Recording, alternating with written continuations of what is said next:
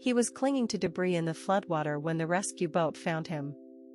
When Hurricane Ida tore through Louisiana, rescue volunteer Terrence Guidry was running supply boats through flooded neighborhoods when he spotted a brown dog paddling in circles near a rooftop.